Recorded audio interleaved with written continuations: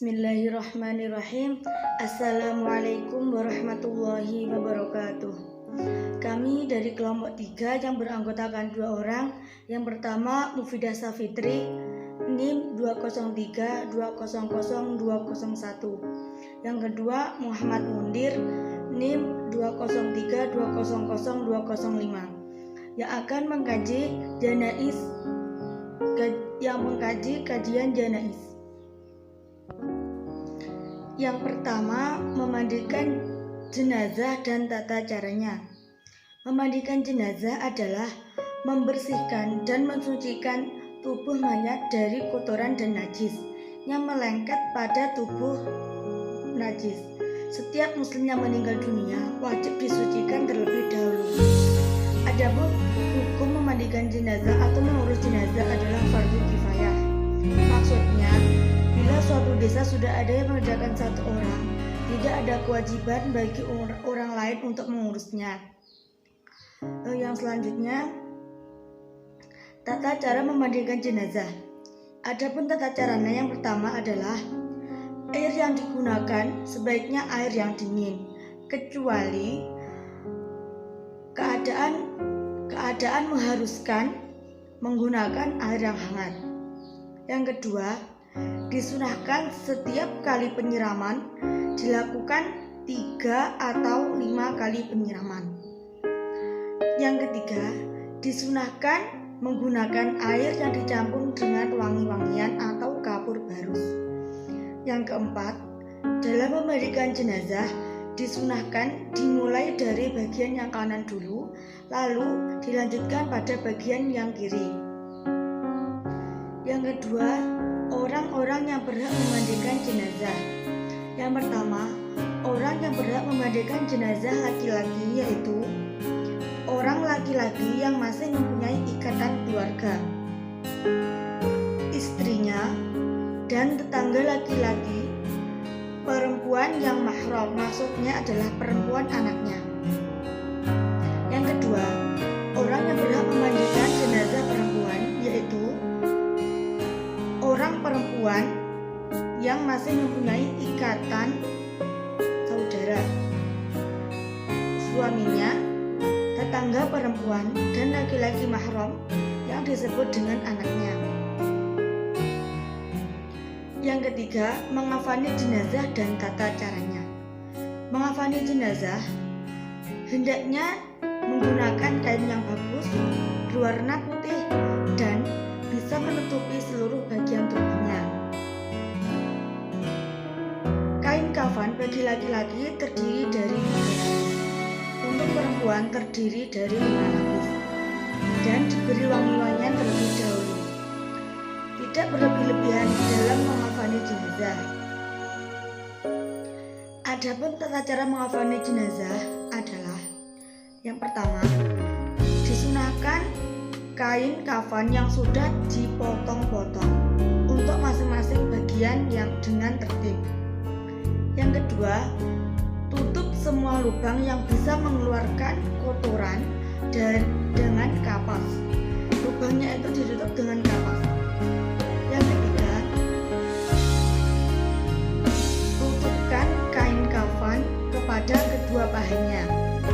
Yang keempat, pakaikan kerudung, cukup disobek dan tidak dijahit. Yang kelima, memakai baju kurung, cukup disobek, tidak dijahit. Yang selanjutnya, dandaninya rambutnya, lalu julurkan ke belakang. Yang ketujuh, menutup kepalanya. Bagian keempat yaitu mensolati jenazah. Mensolatkan jenazah adalah mendoakan, memintakan ampun dari jenazah kepada Allah Subhanahu wa Ta'ala. Dalam sholat jenazah diperintahkan agar orang yang mengerjakan sholat tersebut dengan ikhlas mendoakan dan memohonkan syafaat bagi jenazah. Teknis pelaksanaannya berbeda dengan sholat lain, karena semua rukun-rukunnya dikerjakan dengan berdiri, tanpa rukuk dan tanpa sujud. Adapun syarat sholat jenazah yang pertama yaitu Syarat bagi musolli atau orang yang melaksanakan sholat jenazah yaitu harus dalam keadaan yang suci dari najis dan hadas, dan diwajibkan menghadap ke kiblat. Yang kedua, syarat bagi jenazah yaitu jenazah berada di depan musolli dan jarak antara keduanya tidak kurang dari 300 dhira'a atau kurang lebih 144 mm. Yang selanjutnya, rukun sholat jenazah. Yang pertama, niat. 2. Berdiri bagi yang mampu. 3. Takbir sampai 4 kali. 4. Membaca Fatihah setelah takbir yang pertama. 5. Membaca sholawat setelah takbir yang kedua. 6. Mendoakan mayit agar setelah takbir yang ketiga. Kemudian yang terakhir yaitu salam. Yang selanjutnya, kesunahan dalam sholat jenazah. Yang pertama, mengangkat kedua tangan ketika takbir selama 4 kali. Yang kedua, mengeraskan suara ketika takbir dan salam bagi imam dan muballigh. Yang ketiga, mengecilkan suara ketika membaca Fatihah, sholawat, dan doa. Yang selanjutnya, hukum sholat jenazah bagi perempuan. Tidak ada larangan bagi kaum perempuan untuk sholat jenazah, seperti dalam hadis berikut. Ummul Atiyah berkata, kami pernah dilarang untuk mengiringi jenazah, namun kami tidaklah ditekan keadaan atau pelarangan itu. Hadis riwayat Muslim. Sudah jelas bahwasannya pada sejak zaman dahulu tidak ada larangan bagi wanita untuk mensolati atau menjalankan sholat jenazah, sebab tidak ada sumber Islam yang menyatakan larangan hal tersebut. Yang selanjutnya, keutamaan sholat dengan berjamaah. Keutamaan sholat jenazah bukan hanya diterima bagi orang yang menyolatinya, tapi mayit juga akan memperoleh kemudahan tersendiri.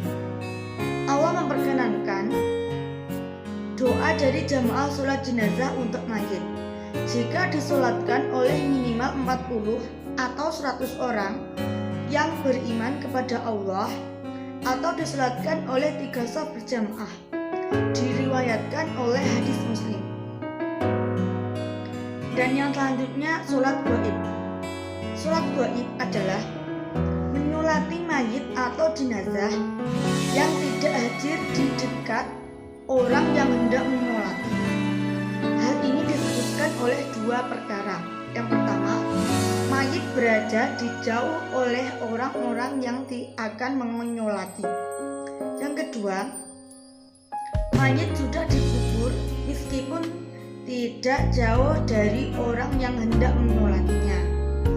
Sebab yang kelima yakni membawa jenazah ke kubur. Membawa jenazah ke kubur ini merupakan proses perawatan jenazah setelah mensolatinya. Ketentuan umum dari membawa jenazah ke kubur yakni dilaksanakan dengan cara jenazah diletakkan di atas tak dan dipikul oleh 4 orang, tepatnya di atas bahu mereka. Hal ini sesuai dengan hadis riwayat Ibnu Majah.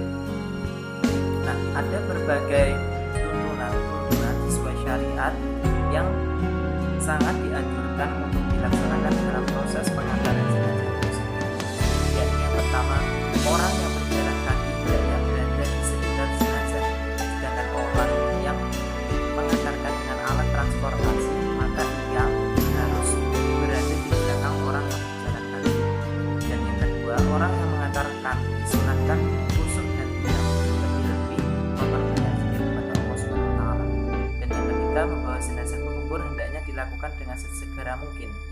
Dan yang keempat, setelah dengan tempat peristirahatan, hendaknya kita menghindari pembicaraan yang kurang baik. Nah, hal tersebutlah yang disunahkan dalam syariat Islam.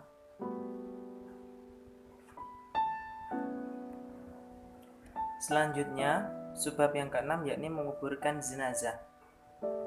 Imam Hanafi berpendapat mayat dimasukkan ke dalam kubur dengan mengarah kiblat jika kondisinya memungkinkan, sebagaimana yang dilakukan oleh Nabi SAW, yaitu jenazah yang diletakkan di sisi kiblat dari kuburan, lalu mayatnya diangkat dan diletakkan dalam liang lahat, sedangkan posisi pengambilan jenazah menghadap ke kiblat untuk memuliakan kiblat. Nah, telah disepakati kaum muslimin bahwa menguburkan jenazah merupakan atau dihukumi dengan fardu kifayah. Adapun hal yang wajib dilakukan paling sedikit yakni membaringkannya dalam sebuah lubang lalu menutupi kembali lubang tersebut dengan tanah sehingga tidak terlihat lagi jasadnya, tidak tercium baunya dan terhindar dari binatang buas sehingga mayit tetap berada di dalamnya. Akan tetapi lebih sempurna jika melakukan hal tersebut ke dalam lubangnya, lalu ketika memasukkan mayit sebaiknya membaca bismillah, kemudian meletakkannya dengan tubuh dimiringkan ke sebelah kanan, wajahnya menghadap kiblat. Nah, selesailah penguburan sesuai dengan tuntunan syariat Islam. Beranjak pada poin atau sebab yang ketujuh, yakni kesunahan dalam menguburkan jenazah. Salah satunya yakni kuburan diharapkan diperdalam dengan maksud agar bau jenazah tidak keluar dan tidak digali oleh binatang buas. Dan yang kedua, proses menguburkan jenazah di siang hari akan tetapi malam hari juga boleh. Jadi lebih diutamakan pada proses penguburan jenazah itu dilakukan pada saat siang hari. Hal ini dimaksudkan agar lebih mudah dalam pencahayaannya.